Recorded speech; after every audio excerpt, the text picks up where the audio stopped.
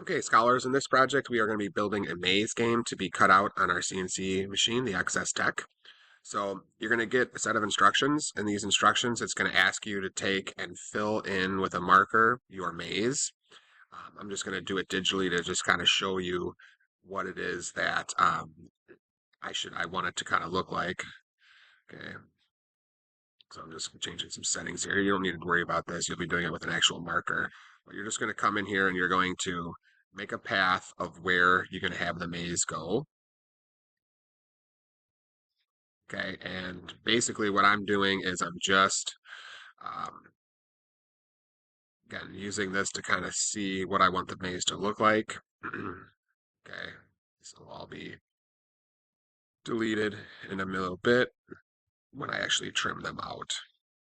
So the nice thing about doing this digitally is you can change anything you want, okay, as we go. So again, I'm just giving us a little bit of an example here.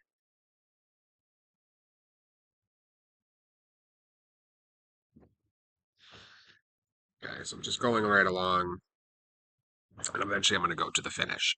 Okay, so what you're going to do next is you're going to take your virtual segment delete tool, okay, and you're going to trim out all of the lines, oops, that make up your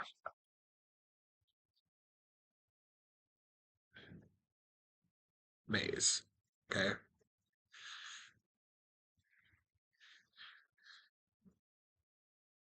take your time.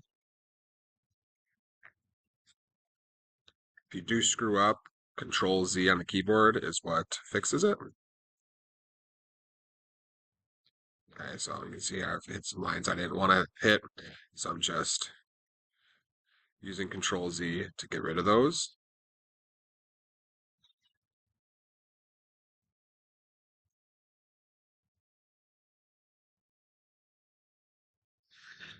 Okay, now I did have this line removed. You can't do that because this single line right here is going to cause a problem when you go to program it.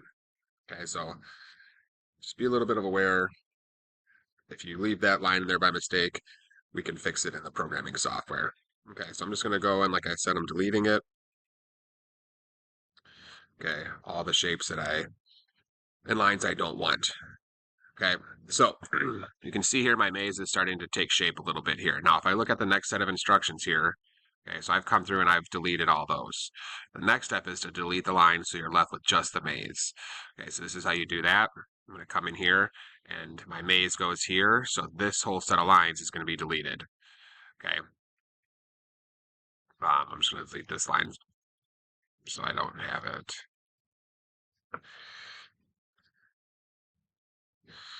Okay, so then I want this whole set of lines to be deleted.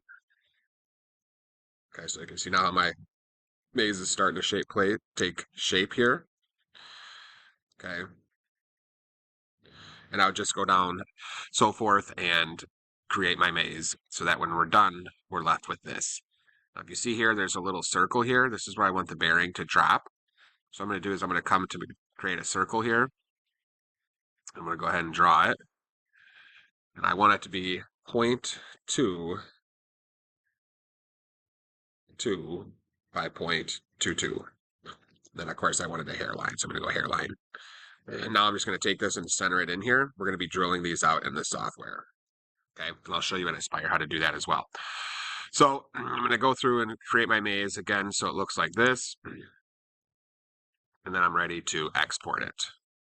Okay, so to export it, again, I'm not going to use this file, but just to show you, go export.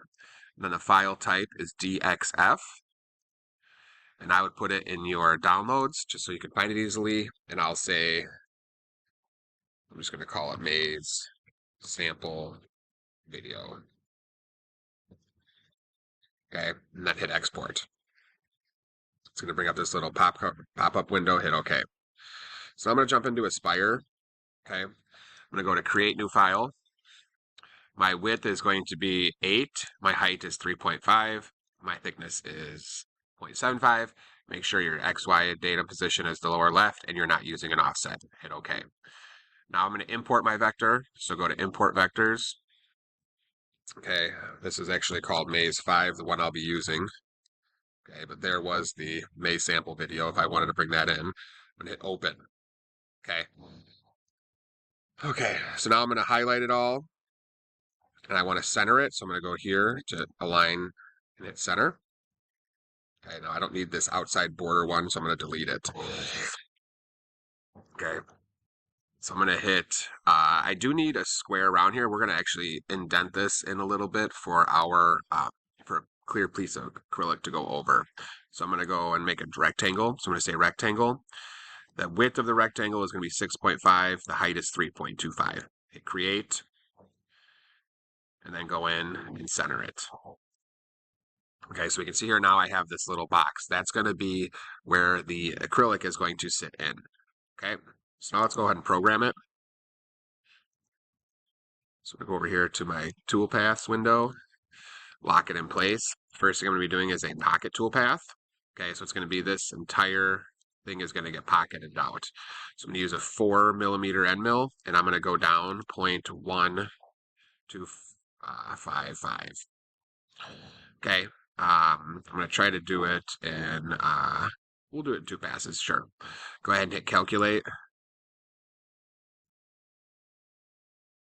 Okay, now when I hit play here, it's going to make a little pocket for my acrylic to sit in. Okay, so I'm going to hit close here, go back to my toggle view here so I can see both of them. Now I want to do my tool paths. Okay, now these are actually a rectangle here. You did a circle in your drawing, that's fine too. I can show you how to draw a circle. But let's get our first tool path ready. Okay, so this one is going to be a pocket tool path, and I'm going to select all of these lines here. Okay, now my depth, the size of the bearing is 0.2, so I need to go 0.2 deeper than this. So I'm just going to hit a 0.3 because 1 plus 2 equals 3. So now I can go down, I'm actually going to go a little bit deeper just to be safe. So I'll go 0.355. Calculate, and hit preview. So now here I have my maze going through it. Okay, so the last thing I want to do is I want to put those circles in. Okay, so I did it in Corel, but I'm going to go ahead and do it here. So I'm going to go to drawing and hit circle. Okay, now the radius, I want it to be 0.12. Hit create, and it's going to create a circle. So now I can come over here and click in the middle of this, and it's going to create a circle. Come over here. I got a couple circles in here. So I'm going to move these after I create them, but I'm just going to put them in, okay, where I want them. Then I'll move them. So now I hit apply and hit close. And now I can come in here and I can click and I can move them where I want it. You can actually use the arrow keys too to fine tune it.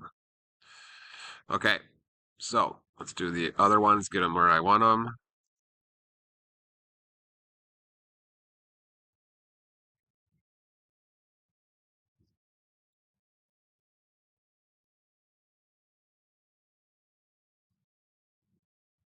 Okay, now I want to pocket those.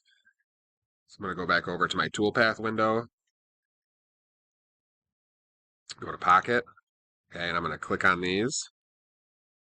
All the circles, so hold shift as you're doing this. Don't worry about those lines that are there. You can delete them, but they're not hurting anything. Okay, you're not going to have them in yours because we did this in Corel. But, okay. So now pocket depth, I'm going to make it 0.4. Okay. Then go ahead, hit calculate. Preview it. Now you can see here I have the holes in here. Okay. All right. Now it's time to save. So I'm going to click all three because it's using the same toolpath. Hit save. Okay. Visible toolpaths to one file, and then hit save toolpaths. Okay. I'm going to put mine in the USB.